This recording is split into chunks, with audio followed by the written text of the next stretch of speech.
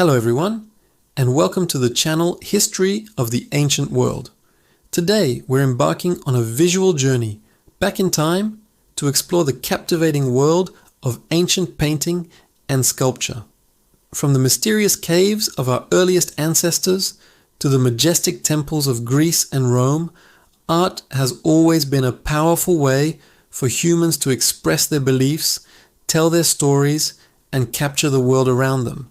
So grab your virtual chisel and paintbrush, because we're about to uncover the masterpieces of antiquity.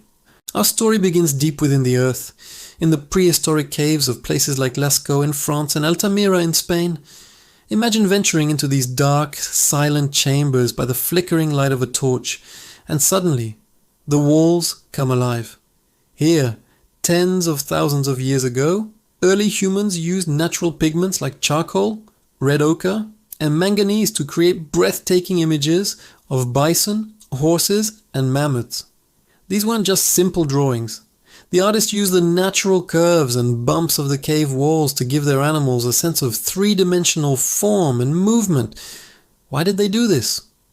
Was it for hunting rituals, a form of storytelling, or simply to capture the beauty of the animal kingdom? The true purpose remains a mystery, but these cave paintings stand as the very first chapter in the long history of human art. As we move forward in time, we arrive in the Fertile Crescent, the cradle of civilization, where the Sumerians, Akkadians, and Babylonians began to build the world's first cities. Here, sculpture took center stage. Think of the famous Standard of Ur, a small wooden box inlaid with shell and lapis lazuli. One side depicts a scene of war, with chariots and soldiers, while the other shows a peaceful banquet. It's like an ancient comic strip, telling a complex story of power and prosperity. These early Mesopotamian sculptures were often stiff and formal, with large staring eyes that were believed to connect the statue with the gods. They weren't trying to create a realistic portrait of a person, but rather an eternal symbol of their role, whether as a king, a priest, or a worshipper in constant prayer before the deities. Now, let's sail down the Nile to the land of the pharaohs, ancient Egypt. Egyptian art is one of the most distinctive and enduring styles in history. For nearly 3,000 years it followed a strict set of rules, a concept known as canon. This is why Egyptian paintings and reliefs look so consistent. Figures were depicted in a composite view, the head in profile, the eye and torso from the front, and the legs and feet in profile again. This wasn't because they couldn't draw realistically. It was a deliberate choice to show the body in its most recognizable and complete form. Everything was about order, permanence, and the journey to the afterlife. The art found in tombs, like that of Tutankhamun, wasn't meant to be seen by the living.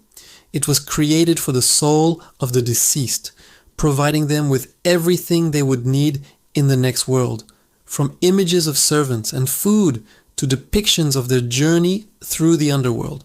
Egyptian sculpture followed similar rules. Statues of pharaohs like the Great Sphinx or the colossal figures of Ramesses II are monumental and imposing. They are built to last for eternity. The figures are typically rigid, striding forward with one foot, projecting a sense of timeless power and divine authority. They aren't portraits of a fleeting moment, but eternal representations of kingship itself. Every detail, from the headdress to the false beard, was symbolic. While the art of the pharaohs was highly stylized, there was a brief, fascinating interruption called the Amarna period.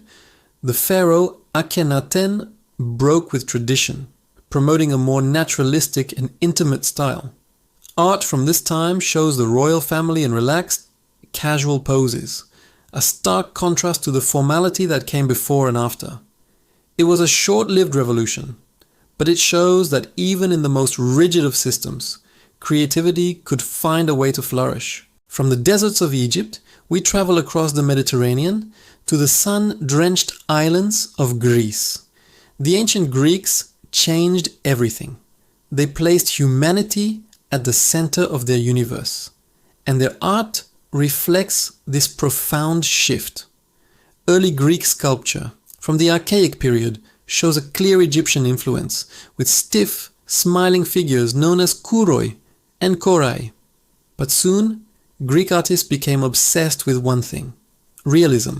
They studied human anatomy, observing how muscles moved and how bodies held their weight. This led to the revolution of the classical period. Think of the Critios boy, one of the first statues to display contrapposto, a relaxed, natural S-shaped pose where the body's weight is shifted onto one leg. This was a massive breakthrough. For the first time, a statue didn't just look like stone, it looked like it could breathe. The pinnacle of this era was the art of Athens during the age of Pericles. The Parthenon, a temple dedicated to the goddess Athena, was adorned with some of the most magnificent sculptures ever created. Under the direction of the master sculptor Phidias, artists carved intricate friezes depicting mythological battles and civic processions. These figures were idealized, representing the perfect human form, embodying the Greek values of harmony, balance, and reason. Later, in the Hellenistic period, Greek art became even more dynamic and emotional. Sculptors weren't afraid to show drama, suffering, and movement. The famous statue of Laocoon and his sons, which depicts a Trojan priest and his children being attacked by sea serpents, is a whirlwind of agony and struggle. It's meant to evoke a powerful emotional response in the viewer, a far cry from the serene perfection of the classical era. And what about Greek painting? Unfortunately, very few large-scale Greek paintings have survived the ravages of time. Most of what we know comes from painted pottery. These vases are like windows into ancient Greek life, showing everything from heroic myths and athletic contests to daily chores. Artists developed different techniques, like the black figure style, where black silhouettes were painted on a red background, and the later red figure style, which allowed for more detailed and naturalistic drawings. We also have Roman copies of Greek paintings, particularly the stunning frescoes preserved in the cities of Pompeii and Herculaneum, buried by the eruption of Mount Vesuvius. These give us a tantalizing glimpse of the vibrant, colorful world of Greek painting that has been lost to us. Finally, we arrive in Rome. The Romans were immense admirers of Greek art. They imported Greek statues by the shipload and hired Greek artists to work for them. In many ways, Roman sculpture is a continuation of the Greek tradition. However, the Romans also brought their own unique flavor. While the Greeks idealized their subjects, the Romans were masters of realism, or what we call verism. Their portraits of emperors and wealthy citizens are unflinchingly honest. They show every wrinkle, every frown, every receding hairline. These weren't just idealized symbols of power, they were portraits of real, individual human beings. The Romans wanted to be remembered not as perfect gods, but as they truly were.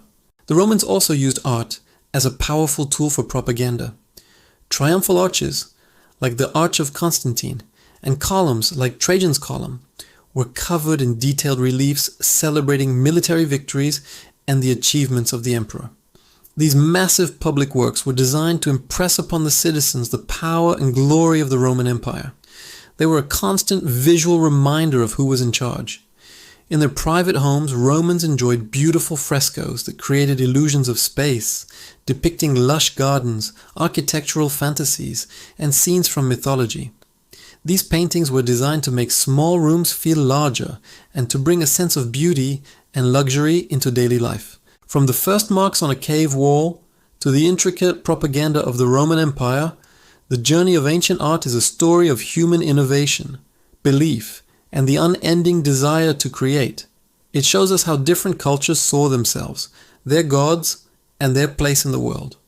These sculptures and paintings are not just beautiful objects. They are time capsules, carrying the voices and visions of the ancient world directly to us. They remind us that the need to make our mark, to tell our story, and to find beauty in the world is a fundamental part of what it means to be human. Thank you so much for joining us on this artistic exploration of the ancient world. I hope you enjoyed it. If you found this journey fascinating, please hit that like button, subscribe to History of the Ancient World, and ring the notification bell so you don't miss our next adventure. We'd love to hear your thoughts in the comments below. Which piece of ancient art inspires you the most? Thanks for watching, and we'll see you in the next video.